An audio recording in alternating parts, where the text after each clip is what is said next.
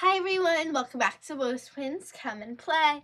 In today's video, I will be reading Beany Wakes Up for Christmas. Remember to like and subscribe. Let's begin.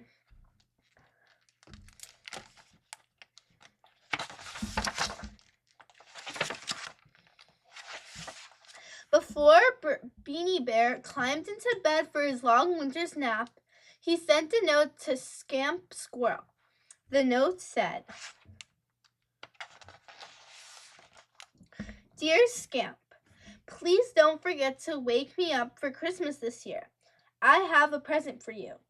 Your friend, Beany." "Oh, I won't forget," said Scamp when he got the note. "Oh no, this year I will give Beany a surprise. I will decorate a tree and also fix a Christmas feast." Scamp marked the days off of his calendar. On Christmas Eve, he went skipping down the path to Beany's house.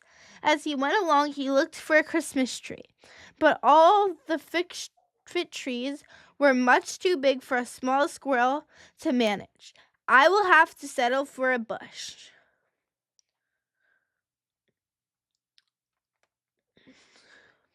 said Scamp. He cut down a little bush and dragged it on his sled to Beany's house.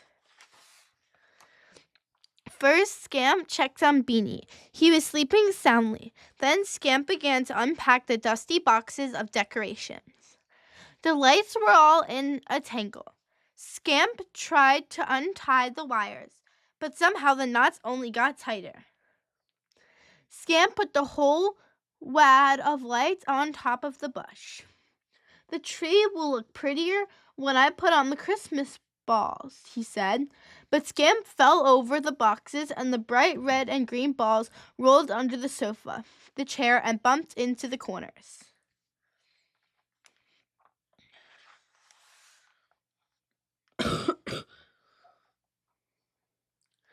"Well, the Christmas balls do not matter much," said Scamp. "I will just add some tinsel, and then I will start the feast." For some reason, the tinsel stayed in a clump. When Scamp put it on the bush, it hung all together on one branch. Scamp stood back and looked at the bush. Beany will be surprised when he sees this Christmas tree. But now I must make a feast. I will fix Beany's favorite, honey punch, and then pumpkin seed pie." And with one last look at the Christmas bush, Scamp rushed in the kitchen to get to work. He pulled out the big cookbook and several jars of Beany's best honey. 3 jars of golden honey, a carton of ice cream, a dash of this, and 2 pondfuls of that. Now for the ginger soda. Scamp mixed the punch with a big spoon and took a taste. "Oh my, what perfect punch!" he cried, hopping up and down. The empty jars and the soda bottle crashed to the floor. "Now for the pie!" exclaimed Scamp. Meanwhile, Beany snuggled deeper under the covers. He was dreaming of Santa Claus. In Beany's dream, Santa Claus kept clumping back and forth on Beany's roof. The reindeer stamped their hooves and jingled their bells. Beany dreamed that Santa Claus came down the chimney, but as he landed, he knocked over a stack of logs with a bimpity bump bang. Beany started up in bed. "I heard something, and I'm sure it wasn't Santa Claus." Beany sat very still and strained his ears to listen. Suddenly, he heard a rattle and a thump, and a scrape, scrape, scrape.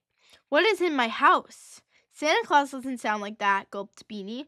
It must be a wild beast." Beany pulled the covers up to his nose. "I wish Scamp was here. Scamp would know what to do about a wild beast." Just then, Beany saw Scamp trotting past his window. "Scamp, Scamp," cried Beany. "Oh, Scamp, come in here quick." Scamp crawled in through the window. "Beany, I was just going home to bed. It's not Christmas morning yet." "I was going to surprise you," said Scamp. "But Scamp, There is a wild beast in my house, cried Beany. Oh dear, he must have slipped in as I went out the door, said Scamp, and I know what he wants. That wild beast is after the honey punch. Honey punch? Did you make honey punch? Exclaimed Beany. Oh my, what if the wild beast drinks it all? We have got to do something, said Scamp.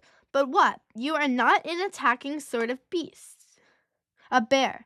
No, Beany agreed. And I am too small. Why, a wild beast would eat me like that. No, we will have to outwear this beast. Scamp began to pace across the bedroom. Suddenly, he grabbed Beany's sheets from the bed and began to cut holes in them. What are you doing? Cried Beany. We are going to frighten that beast away. Scamp threw a sheet over Beany and one over himself. A wild beast would never stay in a haunted house. Do I look like a ghost? Asked Beany. Exactly like a ghost, said Scamp. They tiptoed through the door. Beany's sheet was crooked, and he could only see out of one hole. Oh, whispered Beany, there he is. There is the wild beast. No, said Scamp, that is your Christmas tree. I decorated it. I guess the lights don't look right, said Beany. Well, we are looking for the beast, so come on. They pattered to the kitchen door. We must make ghost noises, said Scamp.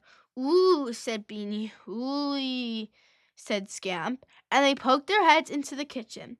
Do you see the beast? Asked Scamp. I cannot see anything very well, replied Beany, adjusting his sheet. Scamp peeked out from under his sheet and peeled around the kitchen. We did it. The beast is gone, said Scamp. That little beast was so scared he didn't drink a drop of punch. Haunting houses make me thirsty, said Beany, licking his lips. I suppose we could drink a little punch now, said Scamp.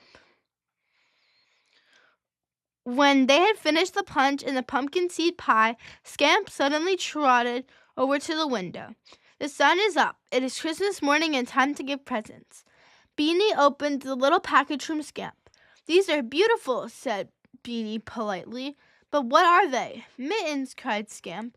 I made them myself. They are a bit small for my paws, said Beany. Oh dear, said Scamp. They fit me perfectly.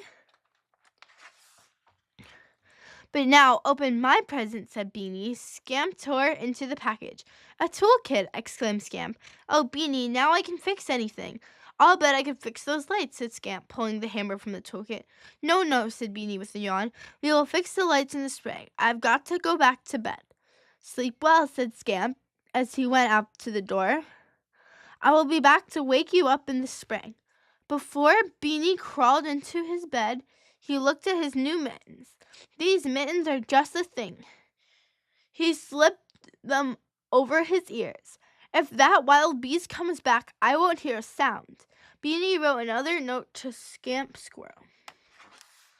Dear Scamp, how did you know I needed mittens? You are the best friend a bear could have. Your friend Beany. P.S. Please don't wake me up too soon. The end. I hope you guys enjoyed this read aloud of Beany Wakes Up for Christmas. Remember to like and subscribe, and don't forget, stay tuned for more.